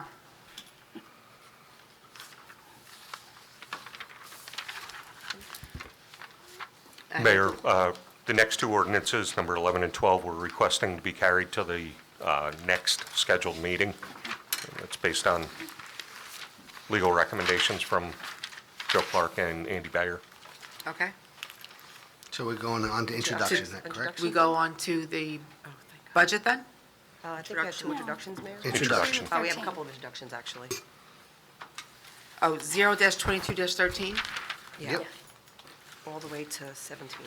Introduction of ordinance 0-22-13, ordinance amending Chapter 139, Article 2, Section 2, subsection A3, entitled License Registration and Permit Fees of the revised general ordinances of the Township of Howell. I'll make a motion to introduce ordinance 22-13. Second? May I have a vote? Roll call, Councilman Bonovich? Yes. Councilwoman Brennan? Yes. Councilwoman O'Donnell? Yes. Deputy Mayor Richmond? Yes. Mayor Berger? Yes. Ordinance 0-22-14, ordinance of the Township of Howell amending Chapter 139, Article, 27, shooting range, use, Section 79, use by outside agencies of the revised general ordinances of the Township of Howell. May I just ask a question? Yes, ma'am. Is this where we have other towns that utilize our, Yes. We Range, charge thank you. them for using our, thank you. May I have a motion? Motion to introduce 02214. Second? Roll call, Councilman Bonovich? Yes. Councilwoman Brennan? Yes. Councilwoman O'Donnell? Yes. Deputy Mayor Richmond? Yes. Mayor Berger? Yes. Is it? Ordinance 0-22-15, an ordinance of the Township of Howell, County of Monmouth, State of New Jersey, establishing Article 4 entitled Canvassing and Soliciting for Real Estate within Chapter 223 of the Township Code entitled Peddling and Soliciting. May I have a motion to introduce? I'll have a motion to introduce 02215. Second. Roll call, Councilman Bonovich? Yes. Councilwoman Brennan? Yes. Councilwoman O'Donnell? Yes. Deputy Mayor Richmond? Yes. Mayor Berger? Yes. Introduction ordinance 0-22-16, ordinance of the Township of Howell amending Chapter 252, Article 2, Sewer Utility, Section 20, entitled Connection of Existing Facilities to Public Sewer Required. Time limit of the revised general ordinances of the Township of Howell. I want somebody to say that 3 times quickly. Seriously. Say it again. Say it again. May I have a motion to introduce? I'll make the motion to introduce 0-22-16. Second. Roll call, Councilman Bonovich? Yes. Councilwoman Brennan? Yes. Councilwoman O'Donnell? Yes. Deputy Mayor Richmond? Yes. Mayor Berger? Yes. Ordinance 0-22-17, ordinance of the Township of Howell amending Chapter 252, Article 3, Water Service in Freewood Acres, Section 23, entitled Connection of Existing Facilities to Public Water Required. Time limit of the revised general ordinances of the Township of Howell. May I have a motion? I'll make a motion to introduce 0-22-17. Second? Roll call, Councilman Bonovich? Yes. Councilwoman Brennan? Yes. Councilwoman O'Donnell? Yes. Deputy Mayor Richmond? Yes. Mayor Berger? Yes. On to the 2022 municipal budget. There is a resolution R-22-192, resolution determining that the township's budget for the 2022 fiscal year shall be read by title only. Allison? Do we have a motion? Do we have a motion for Resolution 22-192? I'll make that motion. I'll second. Roll call, Councilman Bonovich? Yes. Councilwoman Brennan? Yes. Councilwoman O'Donnell? Yes. Deputy Mayor Richmond? Yes. Mayor Berger? Yes. Ordinance 0-22-8, exceed the municipal budget appropriation limits and establish a CAP bank, CAP bank. And this one and the next resolution both require a public hearing. I will open this portion for public hearing if someone wants to come up to discuss 0-22-8 and R-22-155. Mayor, just as a recommendation, I would do separate public hearings. Okay. That's what our CFO recommends. Are you here for 22-8? I wanted to ask about the cap ordinance. That's 22-8. Okay, all right. So, just not fully understanding what's going on. The town has some banked cap that they don't, it's like use it or lose it, so they want to use it and then put it into a surplus? Like, what are you planning on doing with the 400,000? I'll allow Leo to explain this. Mr. Okay, Palazzo? yes, so there is a appropriations cap that was established by the state of New Jersey in 1977, okay? There's a certain amount of inside cap and outside cap appropriations. Some of our outside cap appropriations are debt service, reserve for uncollected taxes, grant, dispatch costs, shared service costs, stuff of that nature. The state allows us a cost of living increase that they set early in the year that those inside cap appropriations are allowed to increase by 2.5%. By this ordinance, we are allowed to increase that. This is just a calculation, it's just a barometer. We are not actually increasing our appropriations by that number, okay? So by passing this cap ordinance, it allows us to increase the calculation by that 1% to the 3.5% that the state allows us to. The unused cap, based on what we are budgeting versus what is unused, we are allowed to bank for 2 subsequent budget years in the event that we have an unforeseen large increase in a inside cap costs, say solid waste disposal, gasoline, stuff of that nature, where we're going to need to budget something that's in cap that is, on a sharp increase. Once those 2, it's on a rotating year, so every subsequent budget year, it falls off, and you are no longer allowed to utilize that. It's just a calculation. It gives us the guidelines of what we are allowed to and not allowed to spend in our appropriations. Okay, that's a good explanation. I So appreciate this that. is like money that's being added into the tax levy? No, 2 separate. There's a levy cap, there's an appropriations cap. Okay. Okay, so as I said, this calculation gives us guidelines. So basically, if, round numbers, if our cap limit is $42 million and the cap bank calculation is $43 million, we are allowed to go up to that $43 million in spending. Doesn't necessarily mean that we are, but if there was a sharp increase in a line item that needed that flexibility, we would be allowed to do it. And with that cap bank money, in case it increased up to $43.5 million, we would be able to use cap bank money to then accomplish budgeting for that in the budget, because if we don't have cap bank money and we exceed the budget, then we need to decrease in other areas of the budget. So I got it. It's a calculation that's almost like a guideline. I got it, and I appreciate your explanation. It just wasn't clear to me, and I know that other people had asked me about it, and I was Yes. like, you know what, I'm not entirely clear, so I'll ask the question. Yes, no, Thank you. and historically, the township has adopted and passed this ordinance every year. We do it as a precaution, just so we don't lose out on that cap bank money in the event that we do have something that needs a sharp, unexpected increase. Got it. Thank you. You're welcome. Comes up every year. Yep. Is there anyone else that would like to discuss 22-8? I would like to close that portion of the meeting. Make the motion for ordinance 22-8.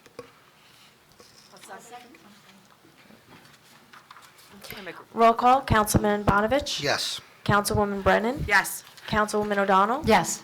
Deputy Mayor Richmond? Yes. Mayor Berger? Yes. I have a resolution, R-22-155, adoption of the 2022 municipal budget. Mayor, I would Yes, just sir. recommend that you would have a separate public hearing. I'm going to do that right now. Sorry about that. I've already been forewarned. Yes, ma'am. Sorry about that. I would like to open this portion of the meeting to discuss anything regarding the 2022 municipal budget. Seeing no one for discussion, I would like to close this portion of the meeting. May I have a motion to close the portion? Motion to close? Second. May I have a motion to adopt R 22-155? I'll make a motion to adopt R 22-5. 155. 155, my apologies. I'll second the motion. Roll call, Councilman Bonovich. Before we go there, can I ask a question? Yeah, I was going to do the same thing. I'm sorry, just clarification. Mr. Geegan, the Class 3 officers in the schools, we had talked about this, I don't remember if it's from the dais, but at any rate, you said you were going to leave the 300 in. However, how is that going to be handled that we're not paying the 150, our share? Well- Because that was, supposed to be a short-term 50-50. fix. Yes, and as I explained last time, we need to budget the entire amount in our budget because we're paying it out. Even if we were to get 100% reimbursement from the schools, we still need that line item to budget through. I did talk briefly to the schools. They were not very open to budging on that number, so it's going to be a council decision, how you want to handle that going forward. So this portion, or my question with this is that we're not paying any longer for this, that the school would be picking up the full boat. Then this, I assume you spoke to perhaps Mr. Sanasak. So this has not been finalized. We don't really know where this is. What do you mean we don't? Well, Who's paying what? as it stands currently, 50-50, it's still I thought. 50/50, But, the existing arrangement. 50-50. but when this first started, it was supposed to be a short-term, I understand that. Right. And they have a different view that it's police protection, that the town should foot the bill for it. Well, I understand. So it's going to be a policy decision of the governing body if you want to continue with that program or, so it would be a policy decision. And if we decided the policy to be, we are not going to give any funds toward that, then, when will the school know what is expected, one way or the other? if Well, there's if a you vote no consensus on tonight, I that think right now, They'll know I'll call now them tomorrow morning. I'm sorry, I didn't hear what you said. If there's a consensus from the governing body on that, I'll call them tomorrow morning. So we still have to put it in the budget regardless of what's decided? Even if the school agrees to pay 100% of that, we need still have a to budget budget. line, and It's then just a- the reimbursement will just, It's an in and Backfill. out, it's an accounting. So after we vote on this, when will we be making a policy decision on this specific item? any council meeting, you can do that. Can we put that on for the next agenda if everyone agrees that we'll make a policy decision? Sure. Unless people are prepared to make that this evening.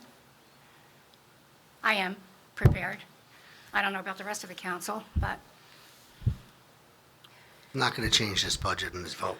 No. my concern only is what I had expressed earlier, what the program was intended for and what it's turned out to be. Okay, so the next meeting is okay to put it on the agenda? Sure.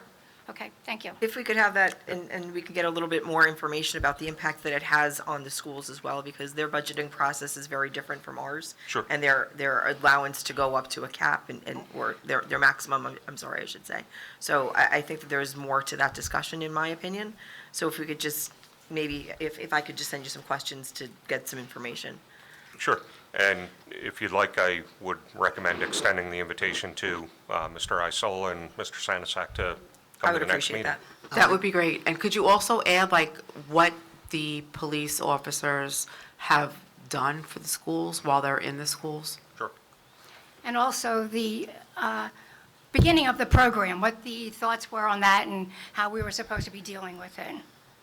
Because I remember, Mr. Walsh was really the catalyst for this particular program. Yes, he was. So from what I understood then, And I'm now wondering if I'm the only one that remembers this. It was supposed to be just to get them up and running. So you're going to have Predates me, them. I was not here for those conversations.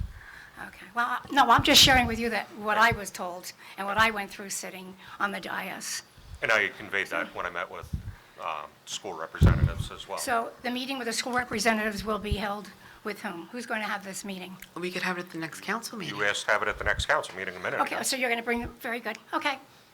Might I add that if the schools were to pay for police officers, the appropriation would still need to flow through the budget as they would be on our payroll. Right, We can't necessarily treat them as independent contractors, so at this point, I think your conversation with them would be the level of reimbursement, Right. be it 50/50, be it 100%. I have no issue some with other. that, yeah. Okay? I just want to clean this up because, You and all the gap rules. what? I said him and all the gap rules. It's an accounting thing. It's kind of what you pay me for. I get it. Okay, thanks. We So do where have, are Take the we vote. at this We point? had a motion and a We Yes, had a we do have a motion, discussion. and Evelyn wanted to make a comment, and I just had one quick question. With this budget, I did bring up, Matt Howard's not here, but we did allocate 40,000 for the abandoned properties, and then I requested a little bit more, but then you said that we should leave this budget as is, we could make an amendment, is that correct? Yes. So if we wanted to take care of Burgerville Road. Through a and we don't transfer, wanna- we could handle that. Okay, that was my question, I want to make sure. And same with my website, right, ask. Yes, ma'am. Just gonna throw it all in, might as well throw it all in. Just saying. All right, well, we made the motion. are we ready for the vote? We are. Councilman Bonovich, Yes. Councilwoman Brennan, Yes. Councilwoman O'Donnell. Yes? Deputy Mayor Richmond, Yes. Mayor Berger. Yes. Lou, thank you, you and Al, for your great work over there, Gentlemen, you guys. did a great Thank job. you. You're welcome. Thank you. And Brian, thank you, appreciate it. Good job. The next regular council meeting is on Tuesday, May 24th, 2020. The executive session, if held, is at 6 PM, and the regular session is at 7 PM. I see no further business. May I have a motion to close the meeting? I will make a motion to close the meeting. A second?